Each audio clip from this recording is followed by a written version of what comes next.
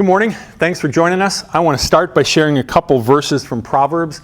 And I'm trying to think where I first heard them or read them, but you might be familiar with them. They're a couple of the more famous ones, I think. It's in chapter 3, verses 5 and 6. Trust in the Lord with all your heart. Do not depend on your own understanding. Seek His will in all you do, and He will show you which path to take. I can remember years ago when I worked in student ministry that I'd have a young lady that would say, so here's the plan for my life. I'm going to go to college. I'm going to meet my husband at college. Well, I'm going to get married. You're going to have 2.4 children. You're going to have a dog, the white picket fence, whatever. Whatever it was. It's very, very specific what the plan was. And it's good to have a plan. One of the things that I often said to teenagers, and it caused this confused look on their face, and all I'll say is I was probably in my late 20s before I learned to say this, but my plan was to get married between the age of 24 and 26. I didn't want to get married during school. I thought that would be too difficult. You can't work. And so my plan was between 24 and 26. So here I am, 29 years old, and I'm saying to this young lady, it's like, oh, that's cool. My plan is to get married between 24 and 26. And they'd just go, but that's impossible. I said, that's the point I'm trying to make, is that it might not go according to your plan. The more important thing is that it goes according to God's plan. So I want to tell you a story that I came across in a book by Jerry Sittser. And it's about a woman named Katerina. And she took vows to become a nun. And she did it because she wanted a quiet life. So she was required to confine herself to a cloister for the rest of her life. Like, you've probably heard me say it, I got this introverted side, I got this extroverted side. Being a preacher is like the perfect balance for me. Introverted, prepare the message. Extroverted, deliver the message. I love the balance. So that's cool. But she wanted to just kind of live this introverted, quiet life. She wanted to pass her days living simple, quiet, do chores, worship God, pray, meditate on Scripture. It's a good deal.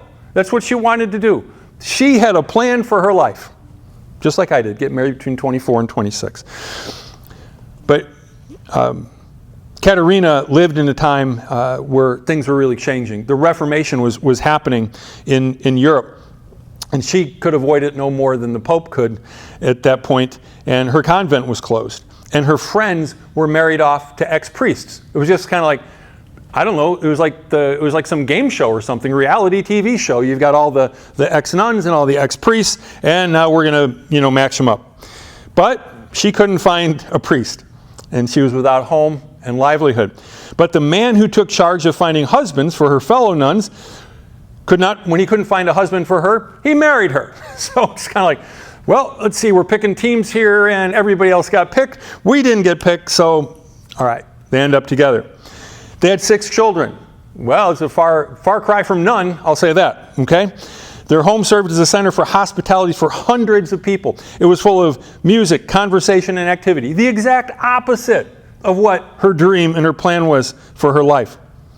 And the whole time that she knew her husband, there was a death sentence on his life. It was always hanging over his head. He was never executed, but there was always the threat that he would be. There's always controversy, constantly. The two of them became actually two of the most famous people in Europe in her time. Little did Katerina von Bora know that when she took vows as a young woman to become a nun for life, that she would marry Martin Luther and be at the very vortex, the whirlwind of the Reformation.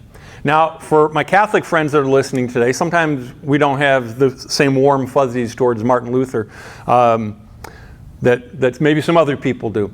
But one of the things, regardless of where we're at on the Reformation and Protestantism, is that Martin Luther, win, lose, or draw, he brought about some great changes in the Catholic Church as well.